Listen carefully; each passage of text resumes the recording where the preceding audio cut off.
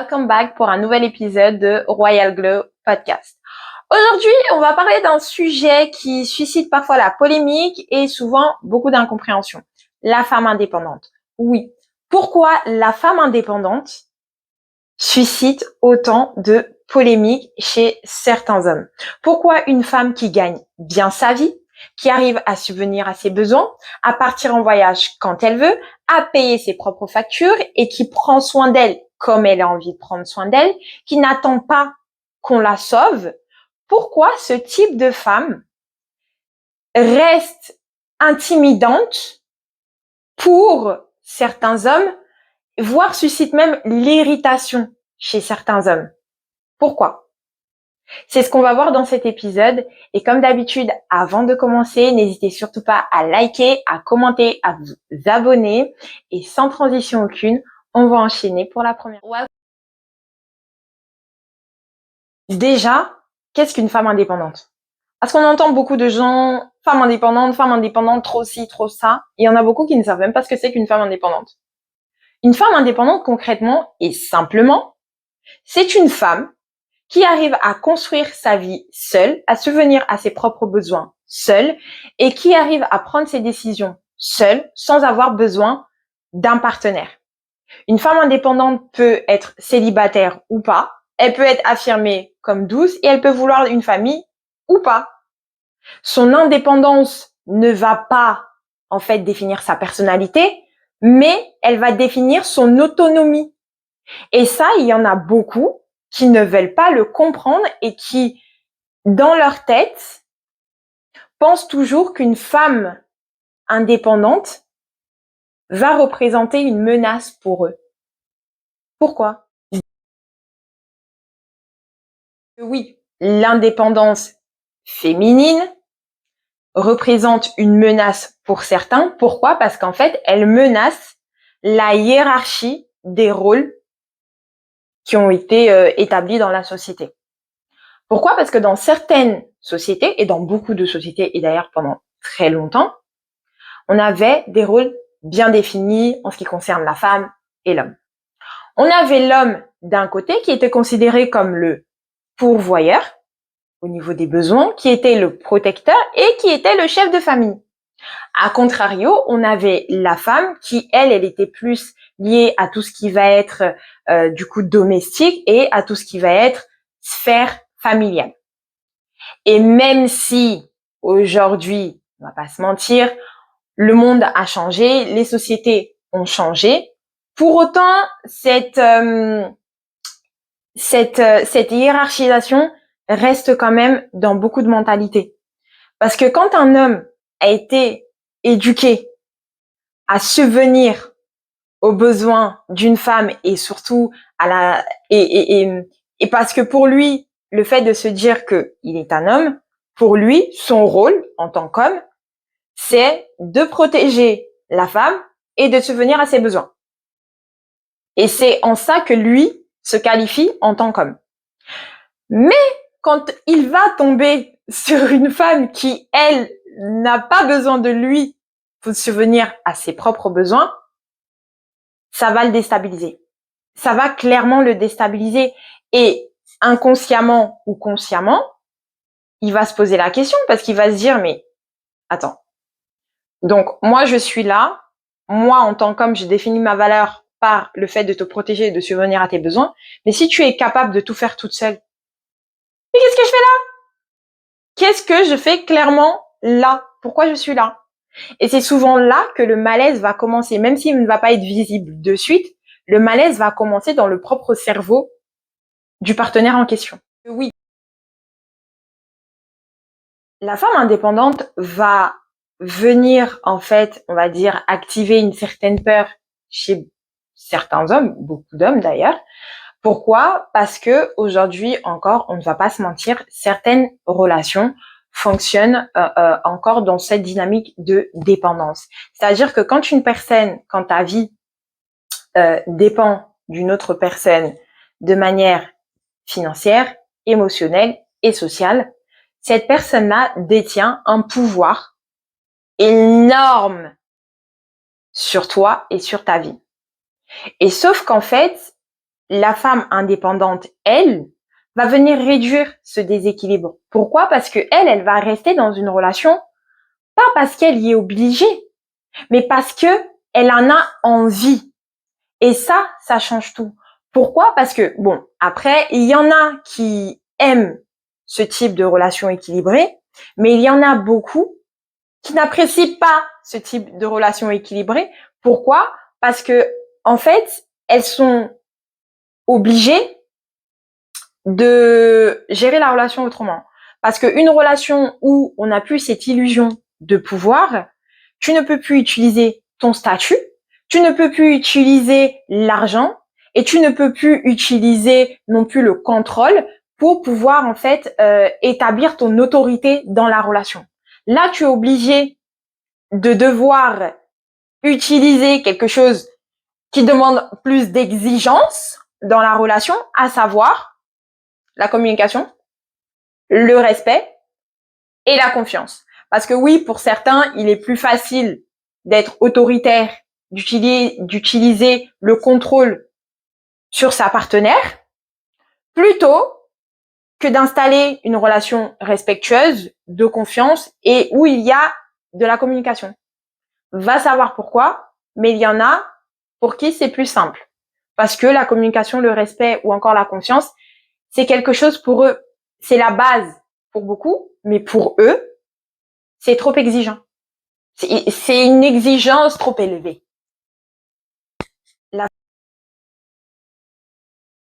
Une femme qui est indépendante a malheureusement l'étiquette du mythe de la femme trop exigeante. Parce que oui, on va souvent entendre que les femmes indépendantes ont des standards trop élevés, elles sont trop exigeantes et elles ne laissent pas la place à l'homme. Genre, pardon. Est-ce qu'on peut juste regarder de plus près concrètement? Une femme indépendante de plus près, quand on regarde, c'est une femme qui ne va pas accepter le manque de respect. Les relations où il y a le manque de respect, elle ne va pas l'accepter. Les relations toxiques, elle ne va pas accepter ce type de relation. Les relations où, en fait, qui ne la rend pas heureuse, elle ne va pas non plus accepter ce genre de relation. Et surtout, elle va accepter uniquement des relations où on la traite comme elle sait qu'elle le mérite. Où est l'exigence là-dedans? Non, mais vraiment, le mythe de la femme indépendante trop exigeante. Les femmes indépendantes sont trop exigeantes. Où est l'exigence là-dedans? Une personne qui se respecte assez pour ne pas accepter le manque de respect dans une relation, qui se respecte assez pour partir quand elle n'est pas heureuse dans une relation, qui se respecte assez pour ne pas accepter les relations toxiques, et surtout qui exige qu'on la traite à la même hauteur qu'elle se traite. Où est le manque de respect là-dedans? Parce qu'une femme qui peut vivre seule et accepter d'être seule parce qu'elle le peut et parce qu'elle le veut, ne va pas accepter n'importe quoi pour ne pas être seule. Elle va pas accepter n'importe quoi pour quitter la solitude, pour quitter le célibat. Pas du tout. Parce que, au contraire, ça veut dire que justement, elle ne cherche pas une relation pour combler, on va dire, un vide que certains pensent qu'elle a besoin de combler. Parce que elles, souvent, elles sont bien. Hein. C'est juste que elles cherchent une personne correcte. Attention, par contre, attention.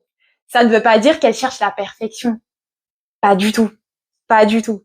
Ça veut juste dire qu'elle attend quelqu'un et elle attend de choisir une personne qui va pouvoir la traiter à la même hauteur qu'elle se traite déjà elle-même. C'est-à-dire qu'une femme de valeur, qui se donne de la valeur et qui se traite high maintenance, like high maintenance, C'est une femme qui a besoin d'un homme qui la traite à la même hauteur, voire plus. Ça, ce n'est pas de la perfection. C'est juste des standards. Après, il y en a qui ont des standards assez bas. C'est OK. C'est OK. Et c'est ça, en fait, le fait qu'elle ait le droit de se poser, de dire stop it. Stop right there. What do you bring to the table? Because, man, please, if you're not on my level, just take the door. Une femme qui est capable de te dire si tu n'es pas à mon niveau, je suis une femme de valeur. Il faut connaître sa valeur pour pouvoir dire, toi, bouge. Si tu n'es pas à mon niveau, si tu ne sais pas prendre soin d'une femme, tu bouges. Il y en a très peu qui sont capables de le faire aujourd'hui. Pourquoi? Parce qu'en fait, les hommes sont au centre de leur vie. Et les femmes indépendantes, un homme n'est pas au centre de sa vie. C'est elle-même, c'est-à-dire que c'est elle-même le centre de sa propre vie. Par contre, il faut quand même faire attention à une chose, et c'est bien de le souligner aussi. On a effectivement beaucoup d'hommes qui ont peur de la femme indépendante, mais il y en a beaucoup qui ne sont absolument pas intimidés par les femmes indépendantes. Pourquoi? Parce que eux, de leur côté, c'est justement ce type de partenaire qu'ils recherchent. Pourquoi? Parce que ils n'ont pas envie d'être dans une relation où ils ont été choisis par besoin. Pas du tout. Ils veulent, ou par défaut. Ils veulent être dans une relation où le choix a été fait librement. Et les personnes, justement, on le disait un peu plus haut, indépendantes, elles ont le choix. Elles prennent le temps de choisir. Pas parce qu'en fait, elles y sont obligées. Non. Parce que elles le veulent. Et une femme qui va prendre un homme par besoin, c'est pour combler quelque chose. C'est qu'elle va rester avec toi parce qu'elle n'a pas le choix. Or, ce type d'hommes, justement, veulent des femmes indépendantes parce qu'ils savent qu'en fait, si elle est avec eux, c'est parce qu'elle a pris le temps de les choisir. Et ça, pour eux, ça force l'admiration parce que ce type de femme est une valeur ajoutée dans leur vie. Ils vont admirer, en fait, le type de femme qu'elles sont en tant que femmes indépendantes et ils vont aussi admirer, justement, leur ambition et leur personne. Tout simplement. Ici, on parle de vraie ambition, par contre. On parle de vraie ambition. Parce qu'il y en a des fois, il y a des hommes qui vont te dire, oui, je t'admire pour tout ce que tu es en train de construire, je t'admire pour ci, pour ci, pour ça. Mais cette admiration-là va se transformer petit à petit. Au début, c'était de l'admiration, ça partait d'un bon sentiment, etc. Mais quand ils vont voir qu'en fait, toi, tu avances un peu plus loin ou un peu plus vite que lui, cette admiration va se transformer en jalousie. Donc, je préfère quand même préciser qu'on parle ici d'une réelle admiration. L'admiration où le partenaire va être en admiration, de l'autonomie de sa partenaire et ou encore de la confiance qu'elle peut avoir en elle et en ce qu'elle fait. C'est de cette admiration-là qu'on parle. Et eux, de leur côté, ils comprennent qu'en fait, une femme indépendante, elle n'a pas envie de tout faire toute seule.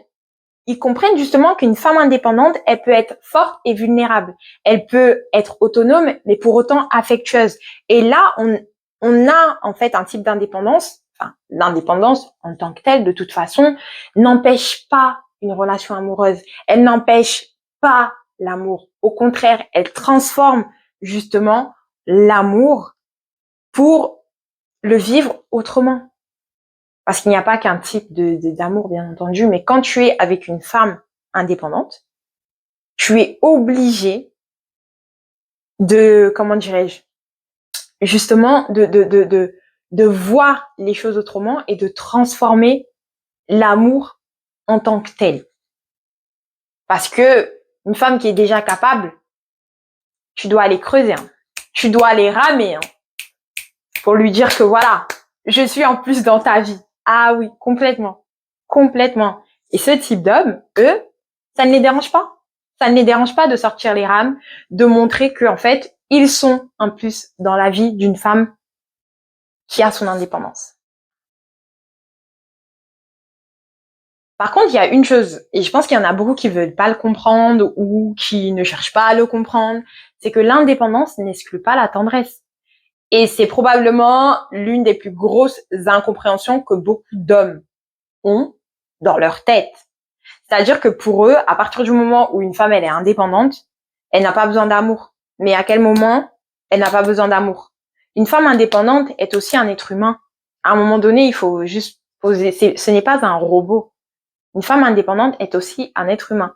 Et comme tout être humain, elle a aussi besoin d'affection, elle a aussi besoin de soutien, elle a aussi besoin d'écoute et elle a aussi besoin d'amour. Comme tout être humain, la véritable indépendance, en fait, c'est de pouvoir se dire, sans être malheureux, je suis capable d'être seule. Mais elle, son pouvoir à elle, c'est de se dire, j'ai le choix d'être seule et je serai heureuse aussi comme ça. J'ai le choix d'avancer seule, je serai aussi heureuse comme ça. Mais pour autant, je choisis de partager ma vie avec quelqu'un. C'est tout. Elle est là la nuance. Parce qu'une femme indépendante, elle va jamais te dire, ah non mais moi j'ai besoin de personne. Ça c'est les personnes aigries. Parce qu'en tant qu'être humain, on a tous besoin d'amour, on a tous besoin d'affection, on a tous besoin de soutien, on a tous besoin de quelqu'un dans notre vie, en tant qu'être humain. Qu'importe les Transformers de nos jours, en tant qu'être humain, on en a besoin. Donc, une femme indépendante, elle va jamais dire, ah, moi, j'ai besoin de personne. Non, mais moi, j'ai besoin de personne. Toute ma vie, je serai seule. Mais pas du tout. Une femme indépendante, elle sera capable de te dire, oui, effectivement, je suis capable d'être seule, mais je choisis, il est important de souligner le mot, choisir de partager avec quelqu'un qui me valorise à la même hauteur que je me valorise et qui va me rendre heureuse.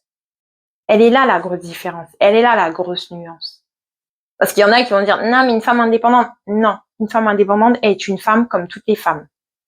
Et comme tout être humain, elle a besoin d'un partenaire qui la respecte, qui communique, qui la valorise, autant qu'elle-même se respecte et se valorise. Une femme de valeur n'a pas besoin de quelqu'un de médiocre. Elle a besoin d'une personne qui la valorise autant elle se valorise et donc d'un homme de valeur. Concrètement, on va être honnête. On va vraiment être honnête. Une femme de valeur n'a pas besoin de médiocrité. Pourquoi? Parce que si on est honnête, beaucoup de femmes dans des relations diront et ils savent que si elles donnent à un homme la capacité de la nourrir, elle lui donne aussi la capacité de l'affamer. Et c'est totalement normal parce que toutes les femmes qui l'ont vécu, elles l'ont appris de la plus dure des manières. Parce qu'à partir du moment où tu donnes à un homme la possibilité, justement, de comment dirais-je, la possibilité de te nourrir, tu mets entre ses mains ta survie, mais aussi, c'est aussi ta vie qui dépend de lui. C'est aussi ta vie qui dépend de lui. Et si ta vie dépend de lui, ton opinion dépend de lui, même ta tolérance, ta tolérance au manque de respect commence à être de plus en plus élevée, et tes standards sont de plus en plus bas. Pourquoi? Parce que dans tous les cas, qu'est-ce qui va en tant que femme te motiver à continuer? C'est la peur. La peur qui te coupe les vivres, la peur de ne plus avoir le même lifestyle et surtout, potentiellement, la peur de perdre tes enfants parce que dans une relation, ça peut arriver, que ce soit mariage ou que ce soit relation sans mariage, ça peut arriver qu'il y ait un enfant qui arrive dans le lot. Et par peur, tu restes en tant que femme. Mais du coup, tu joues un rôle. Tu te lèves le matin, tu souris, tu sourire de façade, tu joues un rôle, tu restes en fait parce que tu n'as pas le choix. Tu ris à des blagues qui ne sont même pas drôles et en plus de ça, le soir, tu te couches à côté de quelqu'un que tu n'aimes même plus. Et petit à petit, ben, du coup, tu disparais dans ta relation. Mais pour autant, de l'extérieur, tu veux montrer que tout va bien. De l'extérieur, tu veux montrer que effectivement le couple il est magnifique, le couple il est parfait, parce que tu as besoin de prouver que, et tu ne veux pas montrer, peut-être aussi parfois c'est par honte, mais de l'intérieur, la femme que tu es se tue à petit feu, et on va être complètement honnête et clair aujourd'hui et dans cet épisode, c'est que la chose la plus puissante que puisse faire une femme pour elle-même, le cadeau le plus beau qu'elle puisse se faire à elle-même, pour elle-même, c'est de se construire avant de se mettre dans une relation de couple qui va durer jusqu'à. Vraiment. C'est d'avoir la capacité d'avoir son propre argent, d'avoir son propre lifestyle et surtout, la capacité de pouvoir dire non quand ça ne va plus. La capacité de pouvoir dire stop quand ça ne va plus. Parce qu'à partir du moment où en tant que femme, tu es capable de te mettre un toit sur la tête, tu es capable de voyager comme tu veux, tu es capable de t'offrir tout ce que tu veux et que tu es capable de toi-même prendre soin de toi et de te mettre à manger sur la table, à partir de ce moment-là, l'homme que tu as en face de toi, tu le verras pour ce qu'il est vraiment et pas pour ce qu'il a envie pas pour ce que il a envie que tu vois qu'il est. Et là, il y a une grosse nuance. Parce que quand tu vois quelqu'un pour ce qu'il est vraiment, c'est que devant toi, tu n'as plus le masque. Tu n'as plus le masque devant toi. Et elle est là, la grosse différence. Et c'est pour ça que le plus gros conseil qu'une femme puisse donner à une autre femme, construis-toi. Ne dépends pas d'un homme. Parce que l'homme est ce qu'il est, mais c'est quelqu'un comment dirais-je? L'homme est un compétiteur. L'homme est un chasseur. Donc, à partir du moment où, en soi, tu ne lui donnes plus ce qu'il a envie d'avoir dans la relation, il va aller voir ailleurs. Mais si de base, tu dépendais de lui financièrement, émotionnellement et même au niveau sociétal, tu te retrouves sans rien. Et si derrière, il y a des enfants, tu te retrouves non seulement sans rien, mais en plus de ça, avec des enfants à charge. Eh ben non. Mais une personne qui est capable de se dire, ah, si ton gars, il part, là, tu te dis, ah, mais c'est bon, bah, tranquille, je suis capable de prendre soin de moi. Je t'ai pas attendu pour prendre soin de moi. Tu pars, c'est pas grave. Pourquoi? Parce qu'encore une fois, une femme de valeur n'a pas à accepter la médiocrité d'un homme ou son envie d'avoir le pouvoir sur toi. Pas du tout. Une femme de valeur n'est pas obligée d'être dans une relation, elle choisit d'être dans une relation. Donc, les filles, celles qui écoutent, prenez le temps de vous construire d'abord avant de rentrer dans une relation sérieuse.